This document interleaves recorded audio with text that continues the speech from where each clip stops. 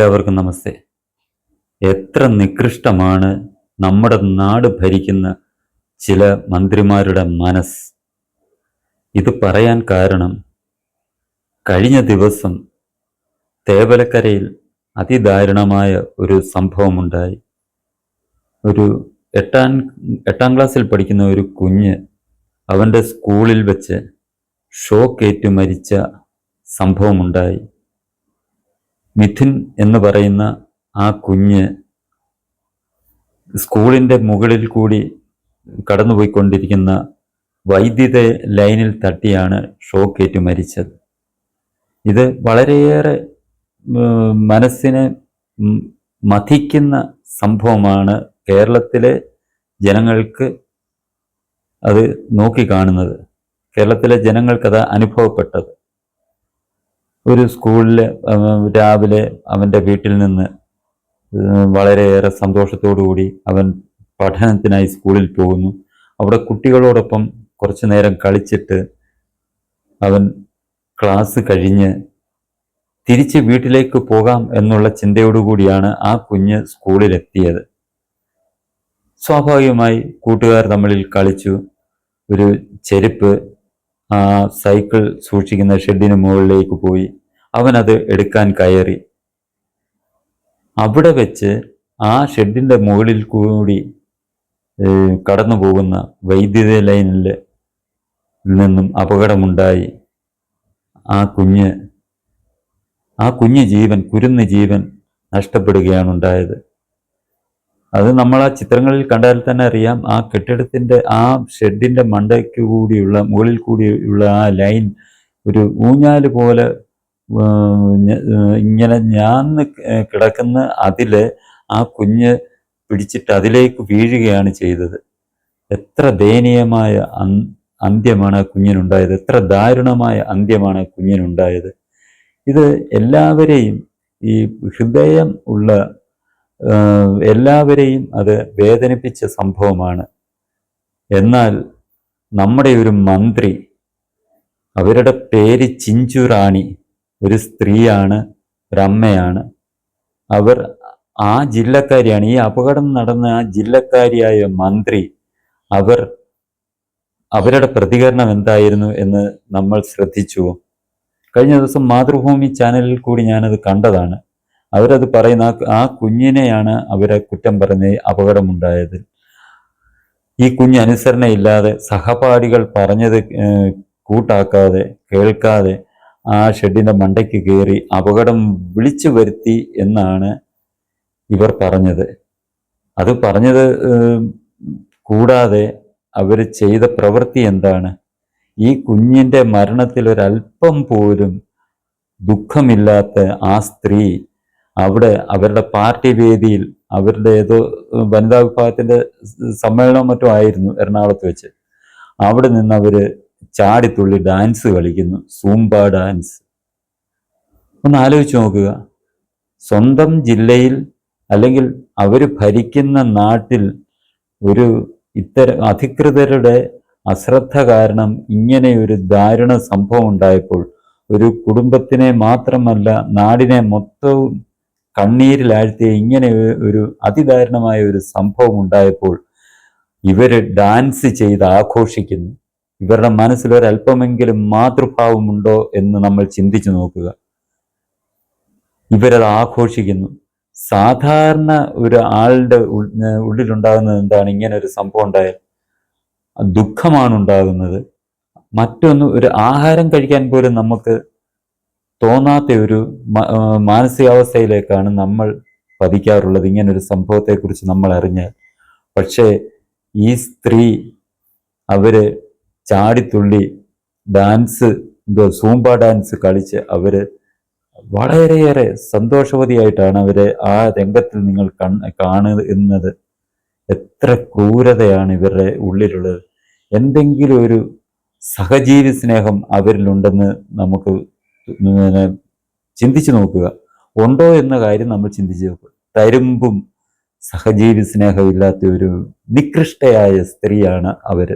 ഇവരുടെ ആ ഒരു മാനസികാവസ്ഥയെ നമ്മൾ ഏത് രീതിയിലാണ് നമ്മൾ വിശേഷിപ്പിക്കേണ്ടത്? നമ്മുടെ നാട് ഭരിക്കുന്ന ഒരു സ്ത്രീയാണവർ, ഒരു മന്ത്രിയാണവർ. അവരിൽ നിന്നാണ് ഇത്തരം ഒരു മോശം, വളരെയേറെ നികൃഷ്ടമായ വാക്കുകളും പ്രവൃത്തിയും ഉണ്ടായിരിക്കുന്നത്. ഇത് ഒരു പരിഷ്കൃത സമൂഹത്തിന് അല്പം പോലും യോജിച്ചതല്ല.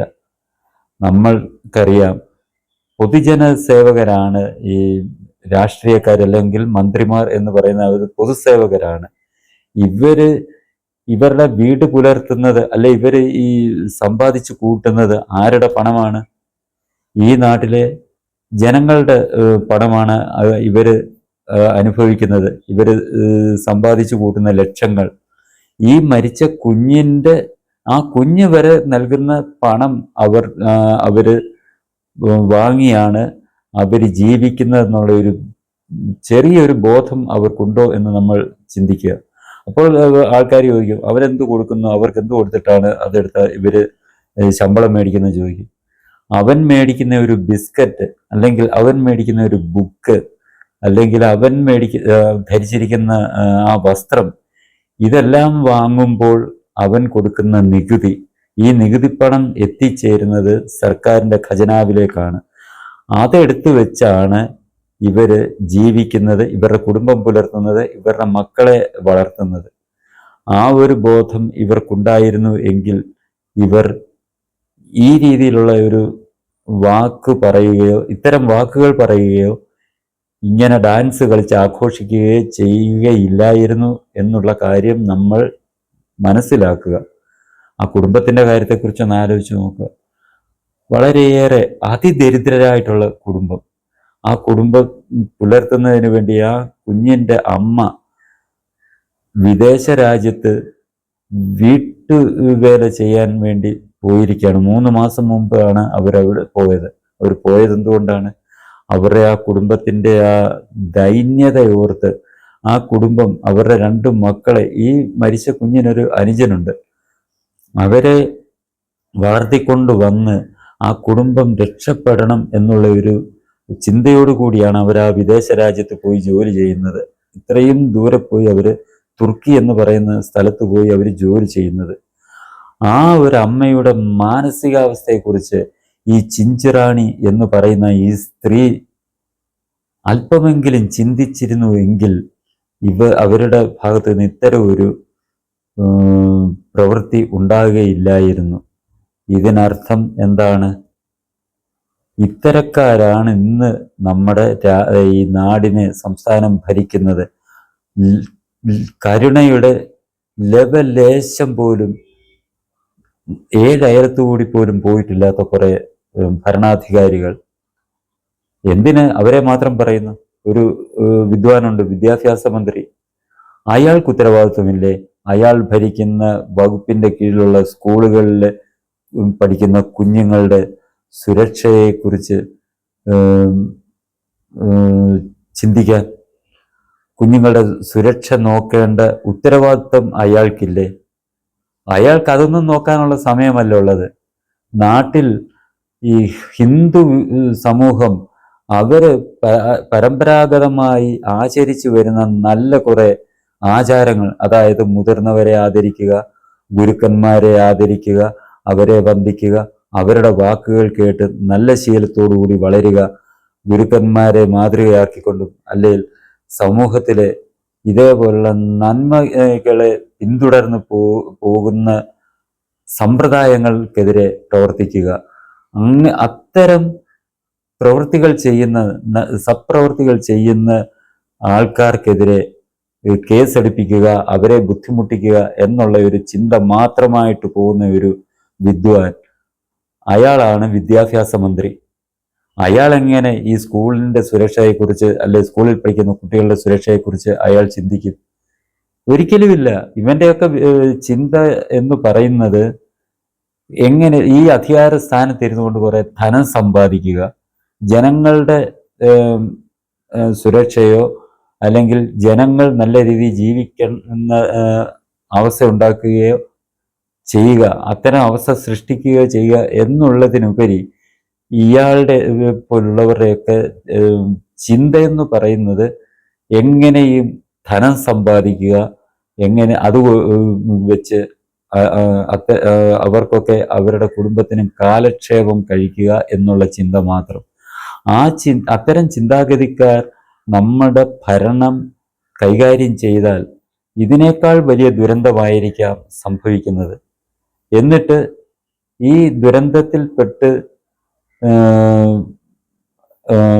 ദുരന്തത്തിൽപ്പെട്ട് വിഷമിക്കുന്നവർ, ആജീവനാന്ത ദുഃഖം അനുഭവിക്കുന്നവരെ കുറ്റപ്പെടുത്തുക. വേണമെന്നുണ്ടെങ്കിൽ ഈ മന്ത്രി വേണമെങ്കിൽ പറയും, ഈ കുഞ്ഞിനെ കുറ്റപ്പെടുത്തിയ മന്ത്രി വേണമെങ്കിൽ പറയും, ഈ കുട്ടിയുടെ മാതാപിതാക്കളുടെ കുറ്റം കൊണ്ടാണ് ഇത് സംഭവിച്ചതെന്ന്. കാരണം ഈ കുട്ടിയെ ആ സ്കൂളിൽ വിട്ടത് എന്തിന് എന്ന് ഈ മന്ത്രി ചോദിക്കും. വേണം അത് വിദ്യാഭ്യാസ മന്ത്രിയും ചോദിക്കും. പക്ഷെ അതൊന്നും ചോദിക്കാൻ ഒരു മടിയില്ലാത്തവർ, മനസാക്ഷി കുത്തും ഇല്ലാത്തവരാണ് ഇപ്പം നമ്മുടെ കേരളം ഭരിക്കുന്നത് എന്നുള്ളത് നമ്മൾക്കെല്ലാം അറിയാവുന്നത് കൊണ്ടാണ് നമ്മൾ ഈ രീതിയിൽ സംശയിക്കുന്നത്. പിന്നെ കുറെ കമ്മീഷനുകൾ, ഒരു ബാലാവകാശ കമ്മീഷൻ, അതിൻ്റെ ഒരു അംഗം കഴിഞ്ഞ ദിവസം ഈ ഗുരുപൂജയെക്കുറിച്ച് പറയുന്നത് കേട്ടു. അയാളെങ്ങാണ്ട് ഈ ഗുരുപൂജ നടത്തുന്നവരെ അന്വേഷിച്ചിട്ട് മൂക്കിൽ വലിച്ചു കയറ്റും എന്നുള്ള രീതിയിലാണ് അയാൾ സംസാരിക്കുന്നത് കേട്ടത്. അയാൾക്ക് ഉത്തരവാദിത്വമില്ലേ ഈ സ്കൂളുകളിലെ കുട്ടികളുടെ അവകാശങ്ങൾ സംരക്ഷിക്കപ്പെടണം എന്നുള്ള നടപടിയെടുക്കാൻ? അയാൾ എന്ത് ചെയ്തു? അയാളൊന്നും ഇതിനൊന്നും പ്രവർത്തിക്കാതെ ഇവനൊക്കെയുള്ള ചിന്ത ഇത് മുൻപ് പറഞ്ഞതുപോലെ തന്നെ ഇതേപോലുള്ള സ്ഥാനമാനങ്ങളിൽ കയറിക്കൂടുക, അനർഹമായിട്ട്. ഈ ബാലാവകാശ കമ്മീഷനിലെ അന്ന് അഭിപ്രായം പറഞ്ഞ അയാൾക്ക് എന്ത് അർഹത ഉണ്ടായിട്ടാണ് അയാൾ ആ കമ്മീഷൻ അംഗമായത്? അയാളുടെ അർഹതയും അയാളുടെ യോഗ്യതയും ആ പാർട്ടിക്ക് വിടുപണി ചെയ്യുന്നു എന്നുള്ളതാണ്. അതുകൊണ്ട് മാത്രം ഒരു പദവി അയാൾക്ക് ലഭിച്ച പദവിയാണ് ഈ ബാലാവകാശ കമ്മീഷൻ അംഗം എന്നുള്ളത്. അവിടെ ഇത്തരം കമ്മീഷനുകളിലും ഇത്തരം സ്ഥാനങ്ങളിലും വേണ്ടത് ആരാണ്? ഈ ചെയ്യുന്ന ജോലിയോട് അല്പമെങ്കിലും ആത്മാർത്ഥതയുള്ള ആൾക്കാർ വേണം ഇത്തരം പദവികളിൽ എത്താൻ. ആത്മാർത്ഥതയോടൊപ്പം തന്നെ യോഗ്യതയും അർഹതയും ഉള്ളവരായിരിക്കണം ഇത്തരം പദവികളിലെത്താൻ. മന്ത്രിയുടെ പദവിയായാലും ഇത്തരം കമ്മീഷനുകളുടെ പദവിയായാലും അത്തരം കസേരകളിൽ ഇരിക്കേണ്ടത് യോഗ്യതയും അർഹതയും ഉള്ളവർ മാത്രമായിരിക്കണം. അല്ലാതെ രാഷ്ട്രീയ അടിമകളെ പിടിച്ച് ഇത്തരം സ്ഥാനങ്ങളിൽ ഇരുത്തിയാൽ അവരിൽ നിന്ന് ഇത്തരം പ്രവൃത്തികൾ മാത്രമായിരിക്കും, ഇത്തരം വാക്കുകളായിരിക്കും നമ്മൾ പ്രതീക്ഷിക്കേണ്ടത്. നമ്മുടെ കുഞ്ഞുങ്ങളുടെ സുരക്ഷിതത്വം നമ്മളാണ് നോക്കേണ്ടത്. ഈ മന്ത്രിമാരിത് പറയാൻ കാരണം ഈ സ്കൂള് നിയന്ത്രിച്ച് മുന്നോട്ട് കൊണ്ടുപോകുന്നത് CPM-കാരാണ്. തീർച്ചയായും ആ CPM-നെയും അവരുടെ അനുയായികളെയും സംരക്ഷിക്കുന്നതിന് വേണ്ടിയായിരിക്കും ഇവർ നിലകൊള്ളുന്നത്. അവരെന്ത് ക്രൂരത കാണിച്ചാലും, അവരുടെ ഭാഗത്തുനിന്ന് എന്ത് പിഴവുണ്ടായാലും അതിനെയെല്ലാം ന്യായീകരിച്ച് അവരെ സംരക്ഷിക്കുക എന്നുള്ള ചിന്തയാണ് ഇത് ഈ മന്ത്രിമാർക്കും ഈ ഉദ്യോഗസ്ഥർക്കും ഒക്കെ ഉള്ളത്. പോലീസ് ആയാലും അത് തന്നെയാണല്ലോ ചെയ്യുന്നത്. നമ്മൾ കാണാറുണ്ട്, പോലീസ് ന്യായമായി പ്രതിഷേധിക്കുന്ന പ്രതിപക്ഷത്തുള്ളവരെ അതിക്രൂരമായി മർദ്ദിക്കുകയും അവർക്കെതിരെയും കേസെടുക്കുന്ന പോലീസ്. ഈ ഭരിക്കുന്ന പാർട്ടിക്കാർ, അത് പ്രത്യേകിച്ച് CPM, DYFI, SFI പ്രവർത്തകർ, അവര് എന്ത് ക്രൂരകൃത്യം കാണിച്ചാലും പ്രതിഷേധിക്കുന്നവരെ ജീവഹാനി വരുത്തുന്നത് പോലെയാണ് അവർ ആക്രമിക്കുന്നത്. അങ്ങനെ ആക്രമിക്കുന്നവർക്ക് കൂട്ടു നിൽക്കുന്ന പോലീസ് അക്രമം തടയാതെ, അക്രമം നടത്തിയവർക്കെതിരെ നടപടിയെടുക്കാതെ അക്രമികൾക്കൊപ്പം നിന്ന് അവർക്ക് സഹായകരമായ നിലപാടെടുക്കുന്ന പോലീസ്, ഇവരിൽ നിന്നൊക്കെ ഏത് രീതിയിലാണ് നമ്മളുടെ ജനങ്ങൾക്ക് നീതി ലഭിക്കുക, സുരക്ഷ ലഭിക്കുക? ഇതാണ് നമ്മുടെ കേരളം അഭിമുഖീകരിക്കുന്ന ഏറ്റവും വലിയ വിപത്ത്. ഇവര് ഭരണത്തിലിരുന്നു കൊണ്ട് ഖജനാവ് കട്ടുമുടിക്കുന്നതിനേക്കാൾ വലിയ വിപത്താണ് ഈ ജീവന് സുരക്ഷിതത്വം ഒരുക്കേണ്ടവർ അതിന് തയ്യാറാകാതെ ജീവൻ എടുക്കുന്ന സാഹചര്യങ്ങൾ ഇതേപോലെ നിലനിർത്തിക്കൊണ്ടു പോകുന്ന ഇവരുടെയൊക്കെ നടപടികളും നിലപാടുകളുമാണ് നമ്മളുടെ കേരളം നേരിടുന്ന ഏറ്റവും ഭയാനകമായ സാഹചര്യം എന്നുള്ളത് നമ്മൾ മനസ്സിലാക്കണം. ഇച്ചിരി ഭരണത്തിൽ അല്പം കഴിവ് കുറവാണെന്നിരിക്കട്ടെ, ചിലപ്പം സാമ്പത്തികമായി നമ്മുടെ സംസ്ഥാനത്തെ ഉയർത്തിക്കൊണ്ടുവരാൻ അവർക്ക് കഴിയുന്നില്ല, അതിനുള്ള കഴിവില്ല.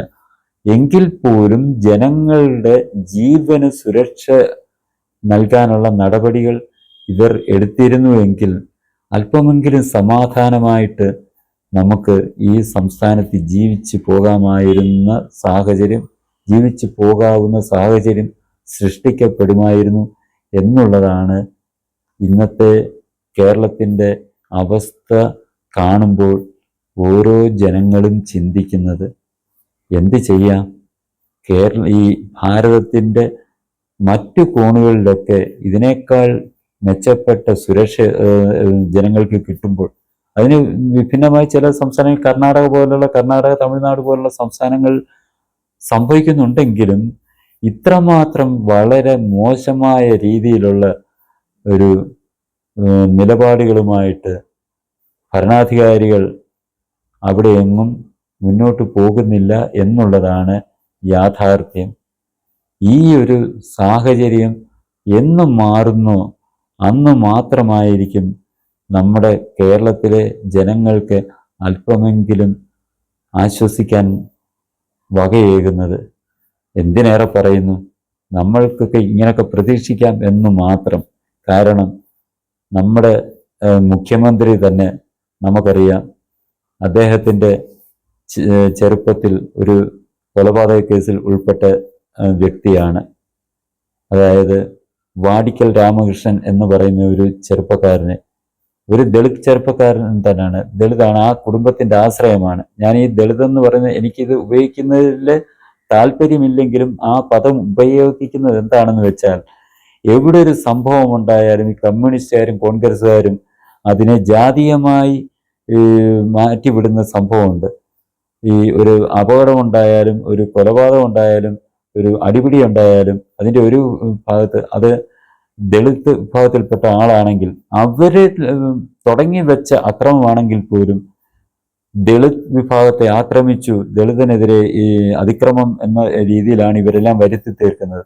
ആ ഒരു സംഭവമേ അല്ലെങ്കിൽ കൂടി ഒരു ഭാഗത്ത് ആ വിഭാഗം ഉൾപ്പെട്ടിട്ടുണ്ടെന്നുണ്ടെങ്കിൽ അവരെ ഈ രീതിയിൽ ജാതീയമായ വേർതിരിവും സ്പർദ്ധയുണ്ടാക്കാൻ വേണ്ടി ഇവരൊക്കെ ശ്രമിക്കുന്നത് കൊണ്ടാണ് ഞാൻ ആ വാക്ക് ഉപയോഗിച്ചത്. ആ വാടിക്കൽ രാമകൃഷ്ണൻ എന്ന് പറയുന്ന ആ സാധു മനുഷ്യൻ എന്താണ് ചെയ്തത്? അയാൾ എന്ത് തെറ്റ് ചെയ്തിട്ടാണ് ഈ CPM-കാരെന്ന് അദ്ദേഹത്തെ വെട്ടി നുറുക്കി കാലപുരിക്ക് അയച്ചത് എന്നുള്ള കാര്യത്തെക്കുറിച്ച് നമ്മൾ ചിന്തിക്കണം. അദ്ദേഹം ആകെ ചെയ്ത ഒരു തെറ്റ്, അദ്ദേഹം കമ്മ്യൂണിസ്റ്റുകാരനായിരുന്നു, വളരെ വലിയൊരു കമ്മ്യൂണിസ്റ്റുകാരനായിരുന്നു. ജനസംഘം കേരളത്തിൽ പ്രവർത്തനം ആരംഭിച്ചപ്പോൾ അതിൻ്റെ ആശയങ്ങളിൽ ആകൃഷ്ടനായി.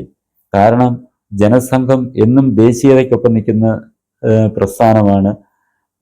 ഈ ഭാരതത്തെ മാതൃഭൂമിയായിട്ടും ജന്മഭൂമിയായിട്ടും പുണ്യഭൂമിയുമായിട്ടും കരുതി ഈ നാടിൻ്റെ നന്മയ്ക്കും ഈ നാട്ടിലെ സംസ്കാരം നിലനിർത്തുന്നതിനും വേണ്ടി പ്രവർത്തിച്ചു വരുന്ന ആ ജനസംഘം എന്ന ആ പ്രസ്ഥാനത്തിൻ്റെ, ആ രാഷ്ട്രീയ പാർട്ടിയുടെ കേരളത്തിലെ പ്രവർത്തനം തുടങ്ങി വെച്ചപ്പോൾ ആകൃഷ്ടനായി അതിലേക്ക് കമ്മ്യൂണിസം വിട്ട് ആ രാഷ്ട്രീയ ധാരയിലേക്ക് എത്തിച്ചേർന്നു എന്നുള്ള ഒരു തെറ്റാണ് ആ വാടിക്കൽ രാമകൃഷ്ണൻ ചെയ്തത്.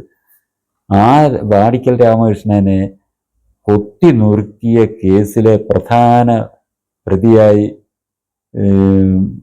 അന്ന് കേസിൽ ഉൾപ്പെട്ട ആളാണ് നമ്മുടെ കേരളം ഭരിക്കുന്ന മുഖ്യമന്ത്രി. അദ്ദേഹത്തിന് ഇത്തരം മന്ത്രിമാർ ഉള്ളത് നമ്മൾക്ക് അത്ഭുതമേ അല്ല. കാരണം ഇന്നലെ തന്നെ ആ കുഞ്ഞിൻ്റെ മരണത്തിൽ അദ്ദേഹത്തിന് ദുഃഖം രേഖപ്പെടുത്താൻ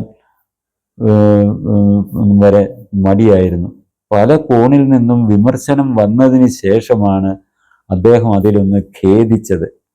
അപ്പോൾ നമ്മൾ ആലോചിക്കുക, നമ്മുടെ ഭരണാധികാരികളിൽ നിന്ന് നമ്മൾക്ക് ഇങ്ങനൊരു കരുണയാകട്ടെ, ഒരു കരുതലാകട്ടെ ഉണ്ടാവുകയില്ല എന്നുള്ള ദുഃഖകരമായ സത്യമാണ് നമ്മളുടെ മുന്നിൽ ഉയർന്നു നിൽക്കുന്നത്. ഇനി ഈ ചാനൽ സബ്സ്ക്രൈബ് ചെയ്യാനും ബെൽ ബട്ടൺ അമർത്താനും ലൈക്ക് ചെയ്ത് ഷെയർ ചെയ്യാനും മറക്കരുത്.